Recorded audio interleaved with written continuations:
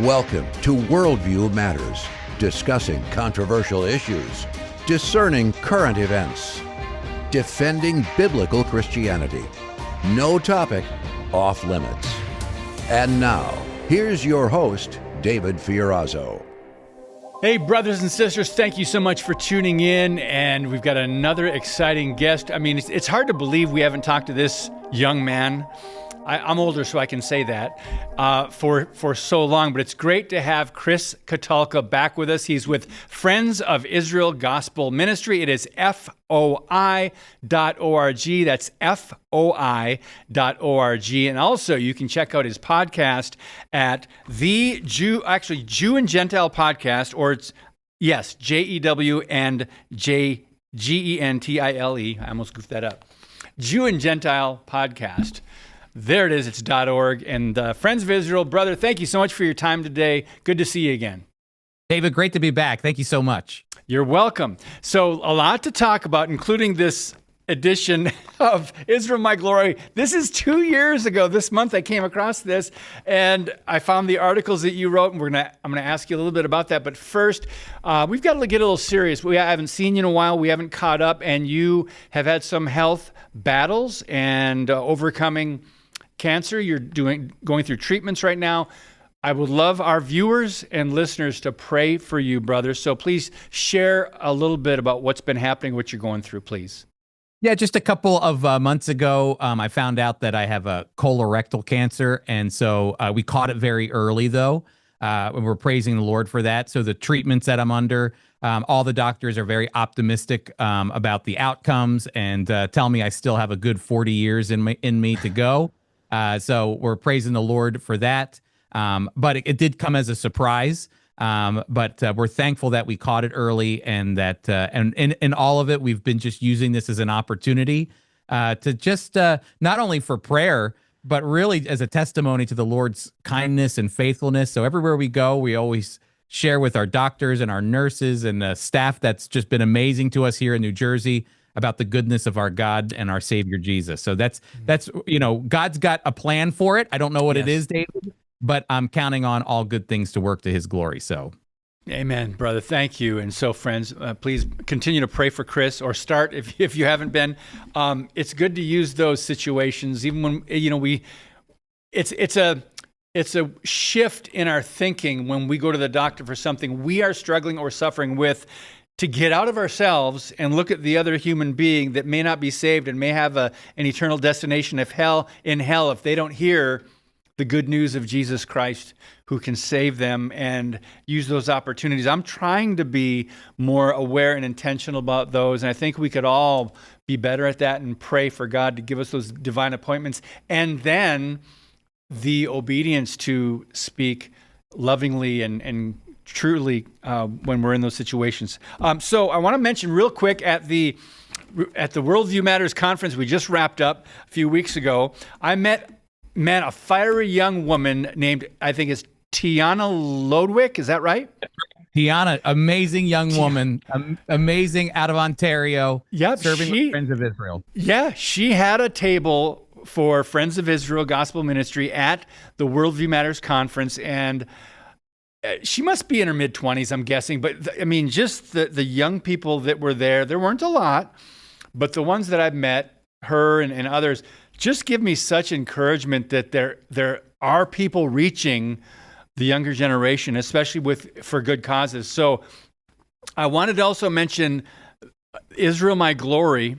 And Chris, can people get this on the Friends of Israel website? Can they sign up for that? Yep, they can. In fact, they can even just type in 𝐸𝐻𝐺𝐭.org, and it will take you right to a subscribe site. If you've never subscribed to our magazine, Israel, My Glory, we want to give you a 1-year free subscription. And so when you subscribe, if you've never done that before, 𝐸𝐻𝐺𝐭.org, and then you'll hit the subscribe button. You can either get a print edition, which is what David's holding there, or you can get our digital edition that has more than 50 years of Friends of Israel, Israel, My Glory content on the website for you to access at your fingertips. So again, it's 𝐸𝐻𝐺𝐭.org. Free is good. Yeah, friends. Free is great. Yeah. Check that out. So I want to just ask you about 2 articles that you wrote in here that we were talking before we got on the podcast. you could have written them, a couple months ago or now, because one of them is called Cease the Ceasefire Talks, Cease the Ceasefire Talks. And the other one is Israel's Never-Ending Struggle. And this was 2 years ago this month. So, Chris, I don't want to be redundant, but you could probably re-release those articles. I know. Maybe update a few things. Tell us about both this topic, the never-ending struggle, and again, we're talking about ceasefires and no ceasefires. And go ahead. You can almost think of it like this. Those articles were written 2 years ago, dealing with the issue of Hamas in Gaza and Hezbollah up in the north. And that was a very localized conflict that Israel was dealing with post October 7th.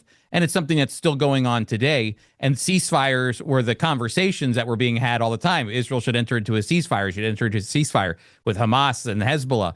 That's what the Western nations were pushing at that time. But see, now the conversation is switched away from Hamas and Hezbollah, and now it's moved up to Iran. And we have a very unique situation right now where Israel and America are fighting together. It's the first time in Israel's history that Israel and America are fighting side by side against a common enemy of not only just Israel and America, but I would say a common enemy of the world. They've been the leading state sponsor of terrorism globally for 47 years. And so, now the ceasefire is still a conversation to be had. And, quite honestly, the question is whether or not the ceasefire is a good thing or a bad thing. I think Trump is playing the cards right on it. But, we're sitting at a point right now where we're having this conversation. Trump's in Beijing. He's going to be coming home soon. And I personally, this isn't any like special revelation or anything, but I personally think that they will be going back to war. I think the ceasefire will end. And I think the Trump administration and the Israelis want to see not just to make sure that there's no nuclear ambition that's left amongst the Iranian leadership, the Islamic regime, but also hopefully hoping that there's an actual regime change, which is what the Israelis will hope for. So really, this is the big issue with it when it comes to the ceasefire. Yeah. And can you trust anything that the leaders in Iran say? Ceasefires are not going to last because they have a worldview problem that they want to wipe Israel out. And it goes back to the land, doesn't it, Chris? 100%. Well, it goes back to the land, but it also goes back to the Jew and even the Christian. This is really important. The infidel. And for the Shia extremists that come out of the Islamic Republic, they have a prophetic understanding of what the Quran teaches and the Hadith teaches, that there has to be turmoil before their Messiah comes. And so when they create a turmoil, we might look at it and say, I hope these people end soon. Don't they see what they're doing? But for them, they're fulfilling what they believe is God's will. And they're willing to endure that themselves, even though 90% of their people, this is so important for your listeners to know, David, is that 90% of Iranians disagree with the Islamic regime that rules them. So you got two people here. You got 10% that say yes and 90% that say no. But that 10% is the one with all the weapons, and that 10% is the one that runs the government and the country right now. And so ultimately, that's going to be a big issue because they are the ones who want to create this kind of turmoil because that is what they believe is God's will to do, where the other 90% really probably just want peace, and many of them love Israel. That's the other side. That's such the opposite side of the coin. Is that they actually have a deep devotion to Israel. Many of the Iranians love Israel. In fact, there's a Benjamin Netanyahu street. That's what Netanyahu said recently in Iran, because the Iranian people love Benjamin Netanyahu because of what he stands for. So anyway, that's the interesting side, two sides of the coin there. You've got the leadership that's 10% of the country, and then 90% say we want nothing to do with that. Wow. What a mess. Interesting. It's prophetic, but we'll see how this plays out. So over on the Friends of Israel Gospel Ministry Facebook page, on May 12th, there's this post, there's a meme of showing the land in Israel, and it says this, Genesis 13:15. For all the land which you see, I give to you and your descendants forever. So, Chris right. Katulka, did God really mean all the land, and did he really mean forever? Yeah, this is a great question, because if you go to one church, they'll say, no, that was done away with. It was fulfilled in the Old Testament, and we're moving on. Jesus moves us away. I've had Christians, David, say to me after I get done speaking at a church, is God really in the real estate business? Why do you care about this land so much? And I go, actually, he is in the real estate business. You know why? Because his name, his holy reputation is tied to this land. That's why if your listeners are listening, go to Ezekiel chapter 36 and read it tonight. It'll only take a few minutes of your time. But what you're going to see is that God's desire was to return his people to the land. He says that very boldly, not because Israel deserves it, David. That's what he says. It's not, I'm not acting because you deserve this. It's purely for two reasons. One, God's grace.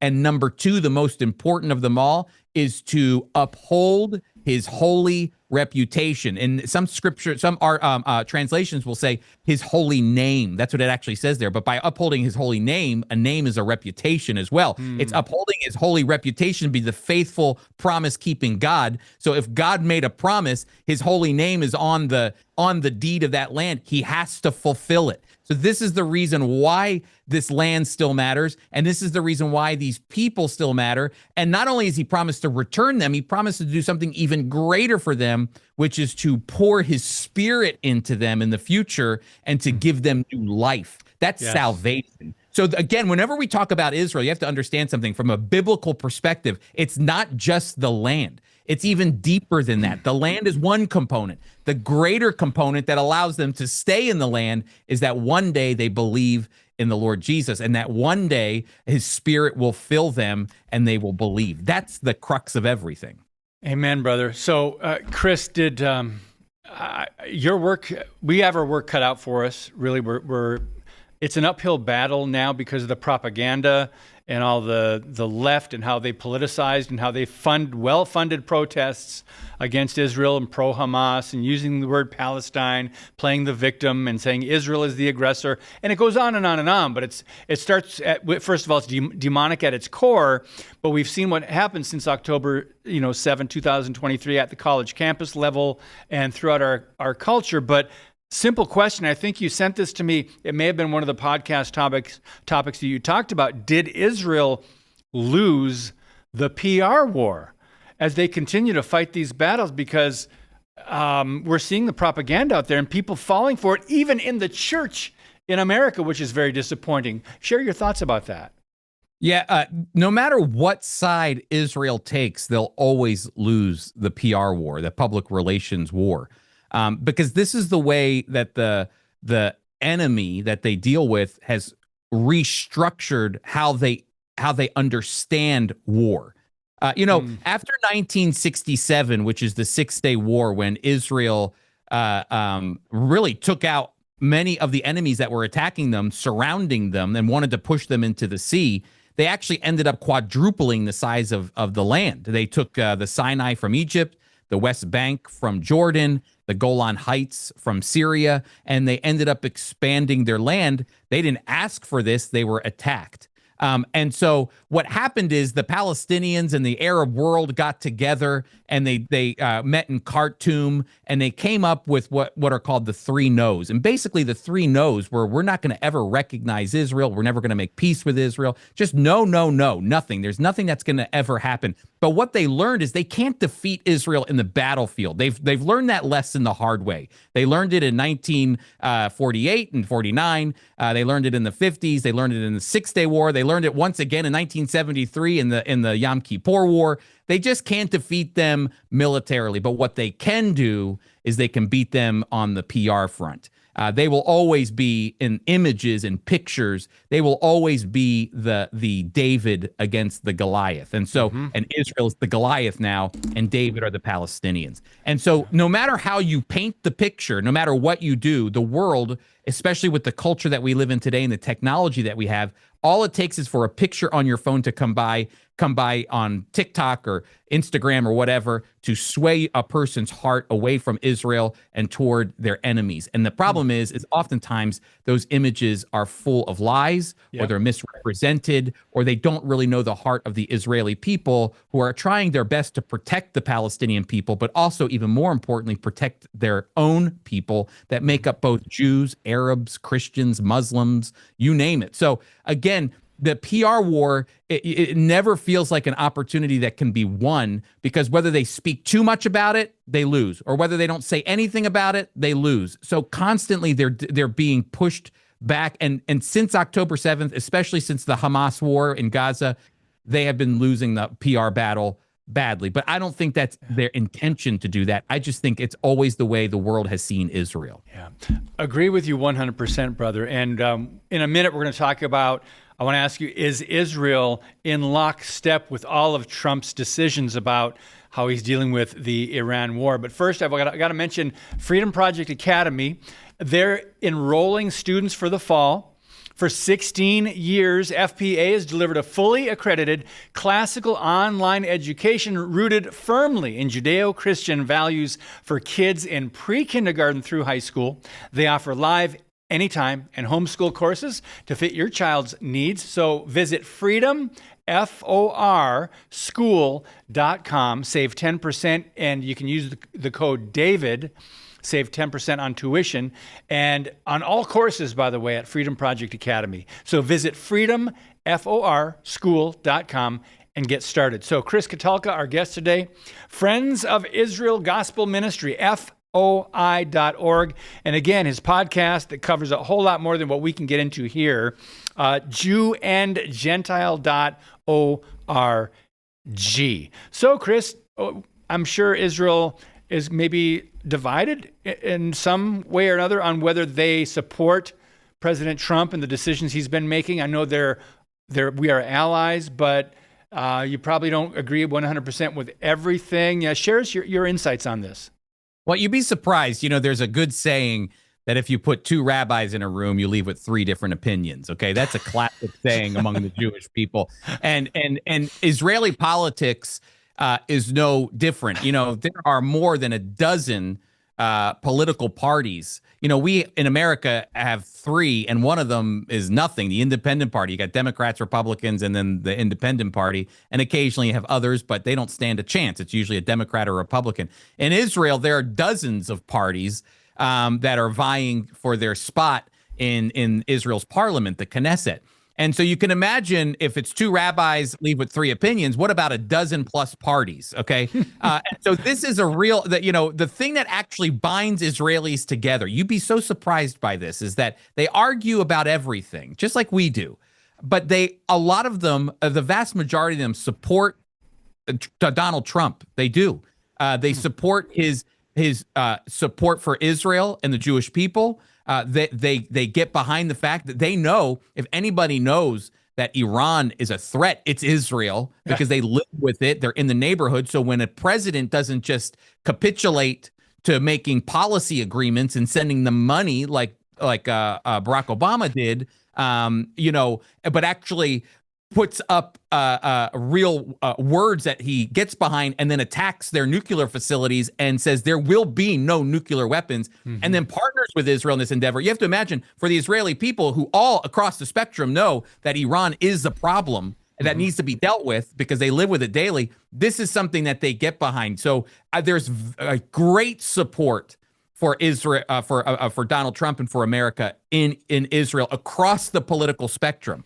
But I will say, on the chopping block in Israel is not Donald Trump.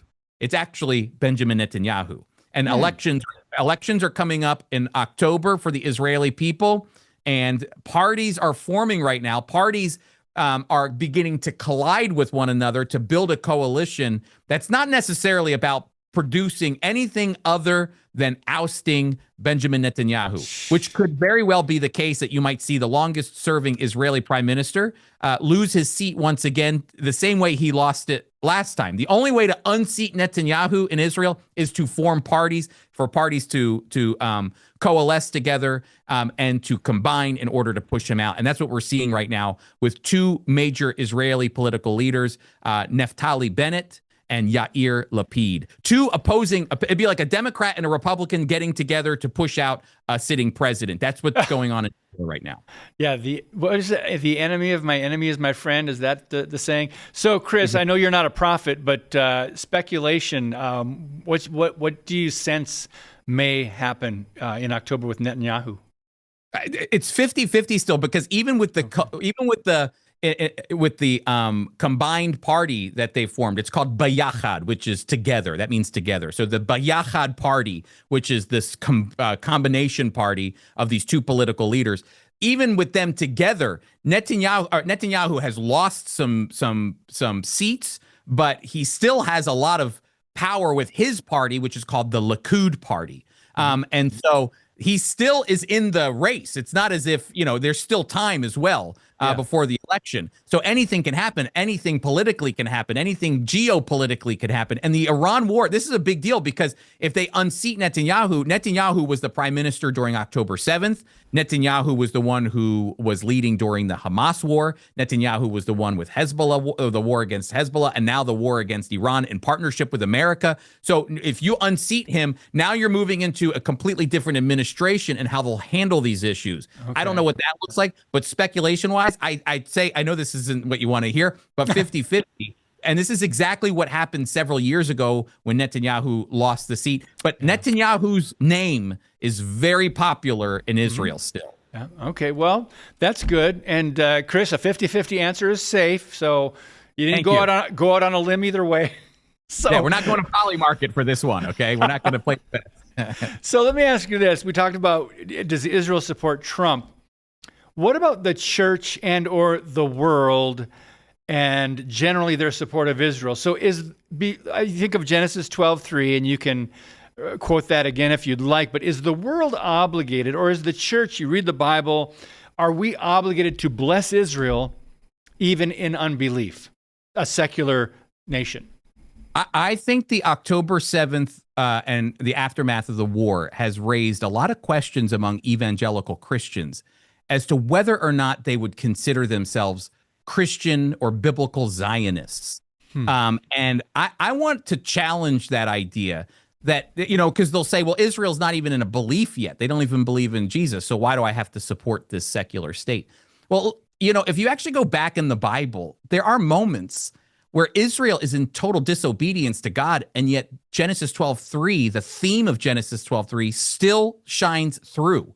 So, you get to the Moab account in Numbers chapter 23, 24, 25, where Israel is coming to Moab, and Balak, the king of Moab, hires Balaam to come and curse Israel. And then now remember, Israel has been in disobedience along the way, as they're not even in the land of Israel yet, and they would even commit acts of sexual immorality in the next chapter after that. So we're dealing with a disobedient people, and yet Balaam gets up to curse Israel. He's paid to curse Israel.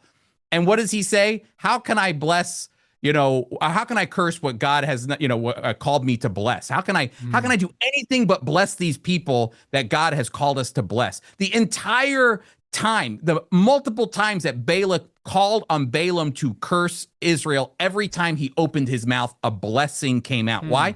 Genesis 12:3. Another moment is when the Israelites, the Jewish people, were returning from Persia back to Israel under the leadership of Ezra, Nehemiah, and Zerubbabel. You have to imagine, number one, it's a Gentile who gives them permission to go home. And then they get back, and what are they doing? They're not doing the things that God had called them to do. They were still acting in disobedience. That's why Ezra had to come in and correct them spiritually. And so again, you have this moment where, is God through with his people? No, he continues to use them. He continues to bless them, even in the midst of their disobedience. So to me, and again, finally, in Romans chapter 11, verses 28 and 29, it talks about the fact that as Paul is speaking about his people, he says his people, they are enemies of the gospel, he says. He uses very harsh words against the Jewish people. They're enemies of the gospel, but when it comes to election, they are beloved by God. Why? Because of the fathers, because of the forefathers, Abraham, Isaac, and Jacob. So even in their disobedience, what is Paul saying? Don't be arrogant against Israel and the Jewish people. Don't be boastful against them, but understand that they have been chosen by God and that God's not done with them yet. So do we get a chance? Are we called to curse Israel because they're in a moment of disobedience? No, we're actually called to bless them even in the midst of their disobedience. And you see that in the Old Testament, and you see that in the New Testament as well. Great answer. Thank you, Chris. I just want to say, even whether they're in belief or unbelief, zoom out, everybody, and take a wide-angle view of the world. Pick out any people group other than Israel or any nation, and if that people group was attacked or a nation was attacked as often or as viciously as Israel, wouldn't you say, well, yeah, they have a right to defend themselves and, we should support them because they don't deserve. But no, it's just really amazing, which really, I think, underscores the spiritual dimension to all this. It really is spiritual at its core. And what's happening, it is spiritual warfare to some degree. I want to ask you the website for this one more time for Israel My Glory. Israel My Glory magazine is, again, 𝐿ZraelMyGlory.org. Get your 1 year free subscription, print or digital, your option by subscribing there. Great. 𝐿ZraelMyGlory.org. I just want to make sure people go. A lot of people are probably going to go subscribe to that if they haven't already. And then, of course, FOI.org, Friends of Israel. Chris, we continue. We will be talking about this forever until either Jesus returns or takes us home. Important issues. So in the last minute, just encourage our viewers and listeners with whatever you'd like to share. Yeah, I would encourage you to not only pray for Israel and the Jewish people, but there's ways that you can get involved. And I hope that you go to foi.org, because we were talking about Tiana earlier, David. Yeah. But Tiana, she took our courses that were free called Bridges. So if you go to our website, you'll find our Bridges course, which is just a free 9-week course for Christians to get trained on how to minister to their Jewish friends, to show love and support, to bless them. It's free, it's online, and it's people from all around the world who are joining in to do this. And so please learn like Tiana did, and now she's an advocate for Israel and a supporter and also a colleague with me at the Friends of Israel. Shout out to Tiana if you're watching and listening. Hey, so I don't want to put you on the spot. Is that under resources or where would that be? Yeah, if you go to our page, there's a section there called resources and then teaching, and there's opportunities that are all there. You'll see Bridges, our online classes, FOI Equip, and many other ways to get involved. Awesome. All right, brother. Thank you again for your time. We'll do this again, hopefully soon.